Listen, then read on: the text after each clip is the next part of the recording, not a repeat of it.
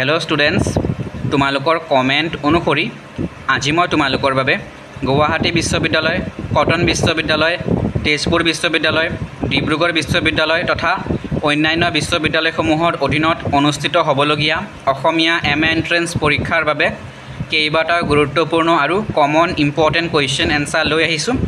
লগতে তোমালোকৰ কমেন্ট অনুসৰি মই ইতিমধ্যে কেইবাটা গুৰুত্বপূৰ্ণ টপিকছৰ ওপৰত ভিডিঅ' বনাইছোঁ আৰু পৰীক্ষাত আহিবলগীয়া কমন ইম্পৰ্টেণ্ট কুৱেশ্যন এনসাৰ মই আলোচনা কৰাই দিছোঁ। তাৰ উপৰিও তোমালোকৰ কমেন্ট অনুসৰি মই কি ধৰণে পঢ়ি ফাৰ্ষ্ট ৰেংক পাইছিলোঁ, মই কি কিতাপ পঢ়িছিলোঁ, তোমালোকে সিলেবাস হিচাপে কি চাব লাগিব, অৰ্থাৎ তোমালোকে সিলেবাস হিচাপে ডিগ্ৰীৰ গোটেই সিলেবাস চাব লাগিব।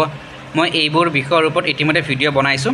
তোমালোকে যিসকলে আগৰ ভিডিঅ'বোৰ চোৱা নাই চিন্তা কৰিবলগীয়া অলপো বিষয় নাই। আজি মই এইটো ভিডিঅ' ডেছক্ৰিপশ্যনত আগৰ ভিডিঅ' লিংকবোৰ দি দিম। তোমালোকে এইটো ভিডিঅ' ডেছক্ৰিপশ্যনত গৈ আগৰ ভিডিঅ' লিংকবোৰ ক্লিক কৰি চাব পাৰিবা।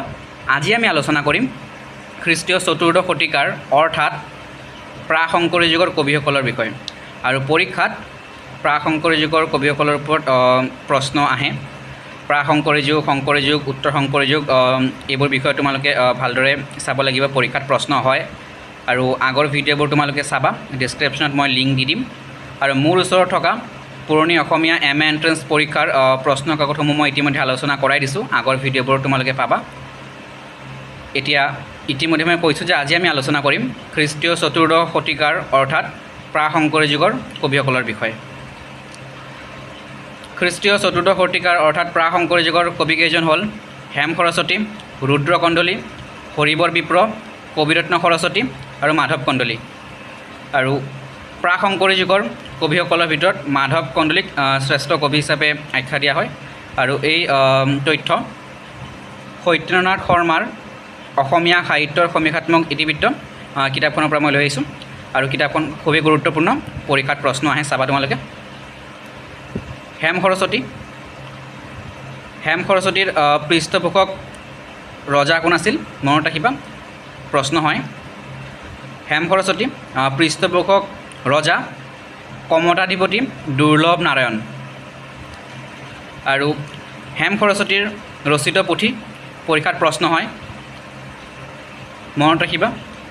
হেম সৰস্বতীৰ ৰচিত পুথি প্ৰহ্লাদ চৰিত, মূল, বামন পুৰাণ আৰু 100টা পদৰ সমষ্টি। হেম সৰস্বতীয়ে বামন পুৰাণৰ আধাৰত প্ৰহ্লাদ চৰিত ৰচনা কৰিছিলে, মনত ৰাখিবা। আৰু প্ৰহ্লাদ চৰিত 100টা পদৰ সমষ্টি। দ্বিতীয়তে হৰগৌৰী সংবাদ 899টা পদৰ সমষ্টি, মনত ৰাখিবা। নেক্সট ৰুদ্ৰ কন্দলী পৃষ্ঠপোষক ৰজা শ্ৰীমন্ত তাম্ৰধ্বজ আৰু ৰচিত পুথি সাত্যকী প্ৰৱেশ, গুৰুত্বপূৰ্ণ। পৰৱৰ্তী নেক্সট হৰিবৰ বিপ্ৰৰ পৃষ্ঠপোষক ৰজা কোন আছিলে? কমতাধিপতি দুৰ্লভ নাৰায়ণ, মনত ৰাখিবা। আৰু হৰিবৰ বিপ্ৰৰ ৰচিত পুথি বব্ৰুবাহনৰ যুদ্ধ, শ্ৰেষ্ঠ কাব্য, লৱকুশৰ যুদ্ধ আৰু তাম্ৰধ্বজৰ যুদ্ধ, মনত ৰাখিবা, ইম্পৰ্টেণ্ট। নেক্সট কবিৰত্ন সৰস্বতী পৃষ্ঠপোষক ৰজা ইন্দ্ৰনাৰায়ণ দুৰ্লভ নাৰায়ণৰ পুত্ৰ আৰু ৰচিত পুথি জয়দ্ৰত বধ। নেক্সট মাধৱ কন্দলীক শংকৰদেৱে পূৰ্ব কবি অপ্ৰমাদী আখ্যা দিছিল, মনত ৰাখিবা, প্ৰশ্ন হয়। তেওঁৰ পৃষ্ঠপোষক ৰজা আছিল সকলোৱে জানা নিশ্চয় বৰাহী ৰজা মহামাণিক্য। মাধৱ কন্দলীৰ ৰচিত গ্ৰন্থসমূহ হ'ল সপ্তকাণ্ড, ৰামায়ণৰ অনুবাদ, অৱশ্যে আদি আৰু উত্তৰাকাণ্ড পোৱা নাযায়। আৰু 2 নম্বৰ আছে দেৱজিৎ কাব্য। এতিয়া এই তথ্যখিনি মনত ৰাখিবা। অসমীয়া সাহিত্যৰ সমীক্ষাত্মক ইতিবৃত্ত কিতাপখনৰ পৰা মই লৈ আহিছোঁ। সত্যেন্দ্ৰনাথ শৰ্মাৰ অসমীয়া সাহিত্যৰ সমীক্ষাত্মক ইতিবৃত্ত কিতাপখনত এই আলোচনাখিনি আছে। সপ্তকাণ্ড ৰামায়ণ পদবন্ধে নিবন্ধিলোঁ লম্বা পৰিহৰি সাৰথিতে, এই পথ ফাঁকিৰ পৰা তেওঁ যে সপ্তকাণ্ড ৰামায়ণ চমুকৈ অনুবাদ কৰিছিল সেই কথা জানিব পাৰোঁ। অৱশ্যে আদি আৰু উত্তৰাকাণ্ড মহাপুৰুষ শংকৰদেৱৰ দিনৰ পৰাই নাই। মাজৰ 5 কাণ্ডহে জনসমাজত প্ৰচলিত হৈ আহিছে। বাকী 2টা কাণ্ড ৰচনা কৰিছিল যদিও কিবা স্বৰূপে লুপ্ত পোৱাত আদিকাণ্ড মাধৱদেৱে প্ৰশ্ন হয় ইয়াৰ ওপৰত মনত ৰাখিবা। আদিকাণ্ড মাধৱদেৱে আৰু উত্তৰাকাণ্ড শ্ৰী শংকৰদেৱে সংযোগ কৰি সম্পূৰ্ণ কৰি থয়। ইয়াৰ ওপৰত প্ৰশ্ন হয় মনত ৰাখিবা। নেক্সট, অসমীয়া সাহিত্যত প্ৰথম ছনেট কবিতাৰ ৰচক হ'ল, সকলোৱে চাগে নিশ্চয় জানা, অসমীয়া সাহিত্যত প্ৰথম ছনেট কবিতাৰ ৰচক হ'ল হেমচন্দ্ৰ গোস্বামী, মনত ৰাখিবা। আৰু হেমচন্দ্ৰ গোস্বামী দ্বাৰা ৰচিত প্ৰথম অসমীয়া ছনেট কবিতাটোৰ নাম কি আছিলে? সকলোৱে নিশ্চয় জানা, প্ৰিয়তমাৰ চিঠি, মনত ৰাখিবা। এতিয়া আমি পৰৱৰ্তী প্ৰশ্নলৈ যাম। পৰৱৰ্তী প্ৰশ্ন, এই প্ৰশ্নৰ উত্তৰো নিশ্চয় সকলোৱে জানা। প্ৰতিমাখনি সৰু কিন্তু নিভাঁজ সোণৰ বুলি প্ৰতিমা কবিতা পুথিখনৰ ওপৰত কোনে মন্তব্য আগবঢ়াইছিল? মনত ৰাখিবা, লক্ষ্মীনাথ বেজবৰুৱাই এই মন্তব্য আগবঢ়াইছিলে। পৰৱৰ্তী প্ৰশ্ন, আবাহন আলোচনীৰ প্ৰথম সম্পাদক কোন আছিল? মনত ৰাখিবা, আবাহন আলোচনীৰ প্ৰথম সম্পাদক আছিল দীননাথ শৰ্মা। আৰু জোনাকী আলোচনীৰ প্ৰথম সম্পাদক কোন আছিল? সকলোৱে জানা, চন্দ্ৰকুমাৰ আগৰৱালা। তোমালোকে আগৰ ভিডিঅ'বোৰ চাবা। পৰৱৰ্তী প্ৰশ্ন, নেক্সট কুৱেশ্যন কি আছে 1 নম্বৰত চোৱা। পৰীক্ষাত উপন্যাস নিৰ্মলাৰ ৰচক কোন? পৰীক্ষাত উপন্যাস নিৰ্মলাৰ ৰচক মুন্সী প্ৰেমচন্দ, মনত ৰাখিবা। নেক্সট কুৱেশ্যন, ইতিমধ্যে আমি আলোচনা কৰিছোঁ। কবি হৰিবৰ বিপ্ৰৰ পৃষ্ঠপোষক ৰজা আছিল কমতাধিপতি দুৰ্লভ নাৰায়ণ, মনত ৰাখিবা।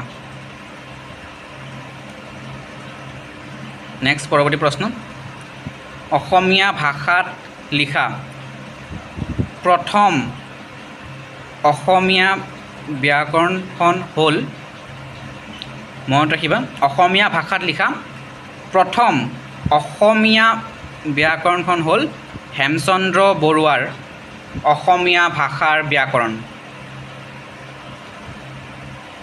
নেক্সট প্ৰশ্ন,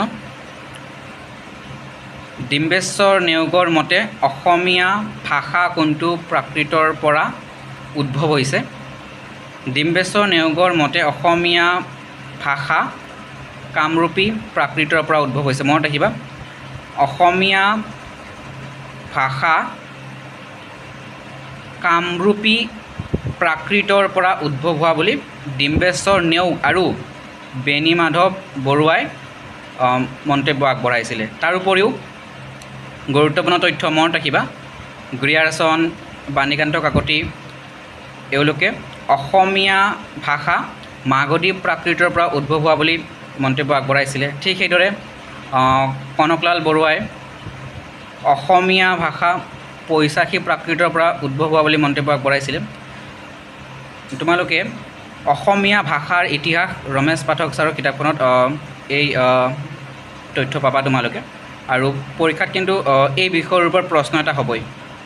আগৰ ভিডিঅ'বোৰত মই আলোচনা কৰাই দিছোঁ অসমীয়া ভাষাৰ ওপৰত কি কি প্ৰশ্ন হোৱাৰ সম্ভাৱনা আছে, তোমালোকে আগৰ ভিডিঅ'বোৰ চাবা। পৰৱৰ্তী প্ৰশ্ন, গ্ৰোথ অফ দ্য আছামিয়া লেংগুৱেজ গ্ৰন্থখনৰ লেখক হ'ল, সকলোৱে জানা ইয়াৰ উত্তৰ ডিম্বেশ্বৰ নেওগ। নেক্সট, অষ্টাধ্যায়ী অথবা শব্দানুশাসনম নামৰ গ্ৰন্থখনৰ লেখক কোন? মনত ৰাখিবা, ইয়াৰ উত্তৰ পাণিনি। আৰু এটা গুৰুত্বপূৰ্ণ তথ্য মই দিব বিচাৰোঁ।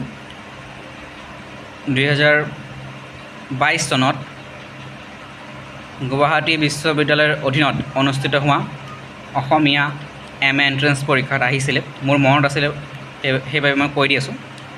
যে অপভ্ৰংশ শব্দটোৰ প্ৰয়োগ পোন প্ৰথমতে ক'ত হৈছিলে মনত ৰাখিবা পতঞ্জলীৰ মহাভাষ্যত অপভ্ৰংশ শব্দটোৰ প্ৰয়োগ পোন প্ৰথমতে হৈছিলে মনত ৰাখিবা পৰৱৰ্তী প্ৰশ্নলৈ যাম আমি পৰৱৰ্তী প্ৰশ্ন কথা সাহিত্যিক যোগেশ দাসৰ পৃথিৱীৰ অসুখ এখন সকলোৱে জানাই নিশ্চয় যে গল্প সংকলন পৰৱৰ্তী প্ৰশ্ন Sankaradeva and his times early history of the Vaishnava faith and movement in Assam শীৰ্ষক গ্ৰন্থখনৰ লেখক ডক্টৰ মহেশ্বৰ নেওগ পৰৱৰ্তী প্ৰশ্ন অসমীয়া ভাষাই ভাৰত চৰকাৰৰ পৰা ধ্ৰুপদী ভাষাৰ মৰ্যাদা লাভ কৰে 2024 চনত 3 অক্টোবৰ তাৰিখে মনত ৰাখিবা